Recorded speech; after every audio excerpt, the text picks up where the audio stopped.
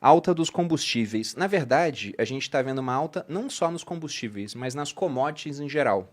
Exatamente. E esse termo, apesar de comum no mercado financeiro, ele é estranho para muita gente que nos acompanha. Então, o que seriam commodities?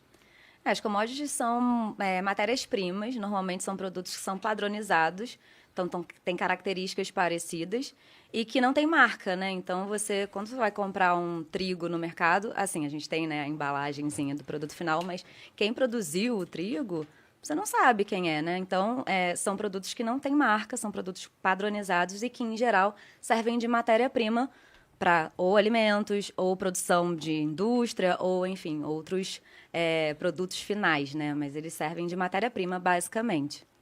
E essas commodities em si, elas estão aumentando de preço, todas. Todas. Qual seria o motivo por trás disso? Não, então, eu acho que uma das características das commodities também é legal dizer é que é meio que padronizado o preço. Então, algumas fica... são. A maioria é tanto que cotada falar internacional. o preço da soja tá tanto. Aí o mundo inteiro meio que comercializa isso. Alguns produtos, eles têm cotações internacionais. Existem algumas bolsas que só negociam mercadorias de commodities. Então, você tem o preço do petróleo, existem vários tipos de petróleo. Então, você tem o WTI, que é o produzido ali no Golfo do México, nos Estados Unidos. Tem o Brent, que é o produzido lá no Mar do Norte, na Europa.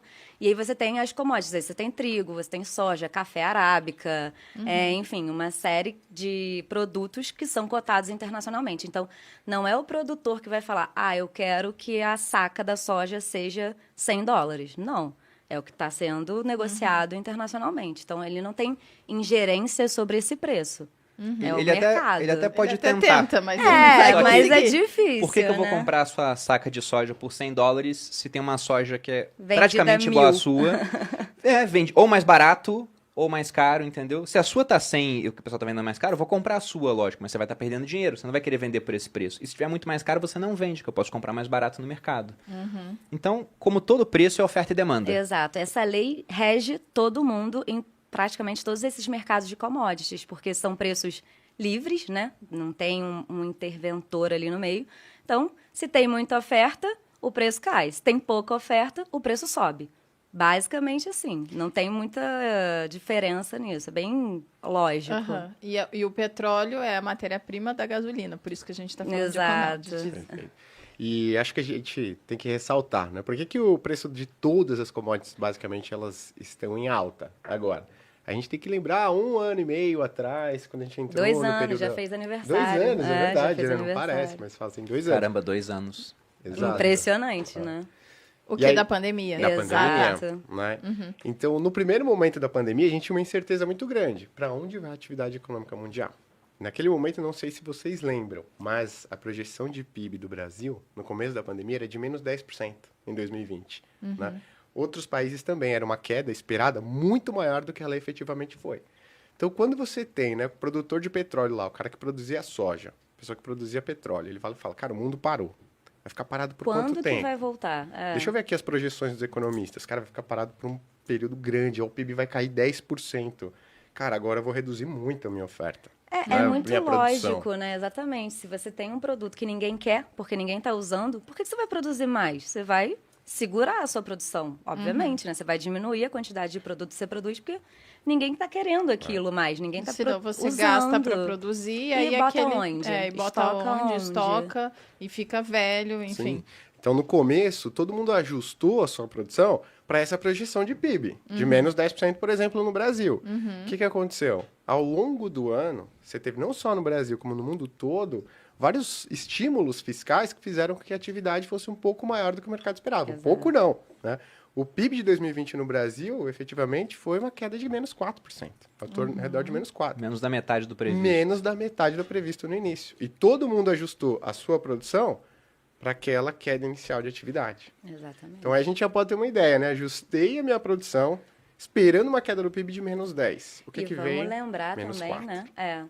Que produção, quando a gente fala de produção, não é abrir e fechar a torneirinha, né? Não interruptor. Exato. Você tem todo um custo de emprego de tecnologia, de pessoas, de gasto, né? Então, aumentar e diminuir a produção não é tão simples como a gente imagina, né? Abre e fecha, desliga e liga a torneira. É um pouco mais complexo e tem um custo muito grande para isso. Sim, e aí, então, no final das contas, esperava-se que fosse consumir muito menos. E aí acabou que não diminuiu tanto, e aí teve menos oferta e a demanda Perfeito. meio E aí que o preço permaneceu. Aí o preço sobe. Então, Sobe. tem uns pontos interessantes sobre isso, por exemplo. A primeira coisa é que, lembrando da pandemia, também teve um episódio bem interessante que era do petróleo negativo. Isso é maravilhoso. Exato. Uma distorção impressionante É. do mercado. Eu tô investindo desde 2017. Tudo bem que eu não lido com contratos futuros, não é a minha praia, mas eu nem sabia que dava pra ficar negativo. Não, e várias não- pessoas que não trabalham dá. com isso também não sabiam. E não dava mesmo. E o que significa o petróleo negativo? Não era o petróleo em si negativo, mas eram contratos futuros de petróleo. Mas isso significa o seguinte, que eles não tinham de guardar petróleo e estavam praticamente falando, eu te pago para que Por você favor. tire o estoque daqui. É, Fica Era com isso aí. Não funciona era? Não tem basicamente onde assim, colocar. né? Pô, Perini, você tem vaga sobrando lá na sua casa? Agora tem, porque eu tava Tem. sozinho. Agora não, ela voltou. Agora não tem mais vaga. Não Tem tem? espaço, mas tem espaço Mas sobrando. tudo bem, tem espaço. Pô, guarda meu carro lá. Um carro. Você fala, pô, beleza, vou guardar um carro aqui, tem espaço. Guarda dois. Então eu tenho o meu carro e o da minha esposa. Tem 3, do meu pai também. Tal. Tem 4, tem 5. Você vai falar, cara, não tenho mais onde colocar. Não tem estacionamento né? aqui, Se você né? aceitar guardar o meu carro, você vai ter que fazer o quê? Vai cobrar, Pegar um né? estacionamento para colocar os meus carros, né? E aí chegou um momento que todo mundo falou, cara, eu já tenho aqui meu estoque cheio de petróleo, né? Não tenho mais onde colocar. Agora eu vou ter que pagar para ter um lugar onde colocar. Então é melhor eu pagar para alguém receber esse petróleo e ficar com ele, do que eu precisar ir atrás, mandar esse petróleo lá, pagar para guardar, né? Então por isso que o futuro ele chegou a trabalhar em patamar negativo, Menos porque 37 as dólares. pessoas estavam preocupadas o que fazer com esse petróleo, né? Então tem um custo de você ter um lugar para guardar. E nesse interim, o mundo todo fechado, o Todo home mundo em office casa, comendo solto, aham. e muita gente falando que esse é o novo normal, que não vai voltar. Só que agora o pessoal tá voltando a se deslocar, normalmente. E com o petróleo tem uma dinâmica diferente, porque a gente está passando uma transformação, tem essa tendência ESG no mercado. Exato. ESG é uma sigla que significa Environment, Social and Governance, ou seja, preocupação ambiental, social e de governança.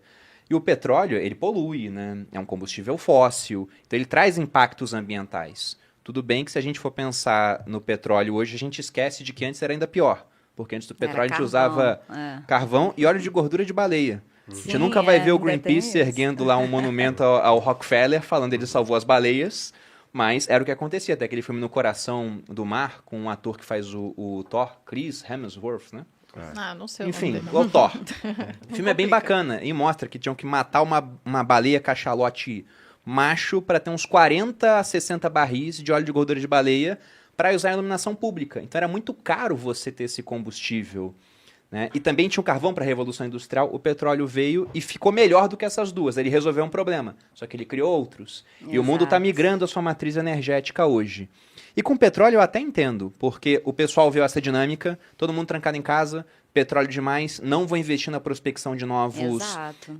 poços, porque afinal de contas a Não vale demanda vai pena. diminuir. Exato. Mas por que com outras commodities o preço está subindo também? Porque, por exemplo, o trigo, o pessoal está comendo igual, né? Exato. A pandemia acho que comeram até exato. mais. E a gente está vendo trigo subindo, o açúcar subindo, com açúcar subindo, o álcool está subindo também, porque é um movimento geral e não só no petróleo. Tá. Você falou do estímulo fiscal, né? Falei do estímulo fiscal, né? Então você tem, por exemplo, aqui no Brasil a gente lembra dos R$600 mensais, né? Que se transformaram basicamente em consumo. Não só no Brasil, como no mundo todo. Nos Estados Unidos você teve $1.000, independente de quem, para qualquer pessoa, também estimulando o consumo. Né? Então você já tem um aumento da demanda por conta disso. Impacta normalmente, o aumento da demanda agregada traz um aumento no preço das commodities em geral. Né? Porque você traz um aumento, mesmo que marginal, no consumo desses produtos. E quando a gente fala do trigo, que principalmente o movimento está concentrado aí nas últimas semanas e meses, aí a gente já tem a preocupação do conflito entre Rússia e Ucrânia. Né? E a Rússia é o maior exportador, se não me engano, É o né? maior, primeiro maior do mundo. exportador de trigo do mundo. Né? Então, pãozinho que a gente come no dia a dia. Não sei se você come, não. Acho que Malu e Bruno não comem pãozinho. Então, Eu gostaria, mas não. então não está afetando a inflação de vocês, Não, né? a gente não. Então, está subindo por conta desse conflito. Né? Então, a gente tem vários fatores acontecendo ao mesmo tempo que fica difícil você separar o impacto de um e de outro. E mas eles ainda acontecem tem todos outro ao mesmo problema, né? Em 2021, a gente teve o efeito do Laninha, Então, por exemplo, aqui no Brasil, a gente teve um excesso de chuvas na região norte e seca, a pior seca dos últimos 91 anos do Brasil, na região sul e sudeste. Isso, obviamente, impacta safra, lavoura. Sim. A gente está falando de plantação. Então, teve várias quebras de safra. Nos Estados Unidos, a gente também teve quebra de safra de milho e de outras culturas também, em função da questão climática, que Sim. a gente não controla, né? Ok. Então, além desse problema do estímulo fiscal que você teve lá atrás, da pandemia, você ainda teve uma seca no meio do caminho. Ou seja, todos os astros estão alinhados, que tudo que poderia A gente acontecer gastar mais. Perfeito. era para ter inflação, entendeu? Não tem jeito. Então, assim, infelizmente, ainda teve agora a questão da Rússia e da Ucrânia, que aí piora mais ainda o cenário de preços, né, internacionais. Então, você tem mais um agravante. Então, você tem uma série de fatores em cadeia acontecendo, seguidos, né? Sim. Pandemia, seca, guerra, estímulo fiscal no meio do caminho, enfim. A vida não é fácil, gente. Não é essa maravilha que a gente pensa. E é sempre importante lembrar, né? Pô, teve uma quebra de safra do milho lá nos Estados Unidos. Por que tá aumentando o preço aqui? Exatamente o que você falou no começo, né? Pô, o produtor de milho aqui no Brasil, ele fala, cara, aqui estão vendendo a $100. Poxa, mas olha lá nos Estados Unidos, o preço internacional. Tem gente pagando 110, 115, 120. O que ele vai fazer? Poxa, eu Ele vou vender aumenta. lá fora, né? Ah, sim. E Ou automaticamente... para vender para cá, ele cobra mais caro. Ele vai cobrar o preço que tá lá automaticamente, né, os compradores ao redor do mundo, eles falam, opa, lá no Brasil, quebrou aqui nos Estados Unidos, vou comprar do Brasil. Mas, cara, vou te pagar aqui $115, $120, né? Então impacta o preço aqui.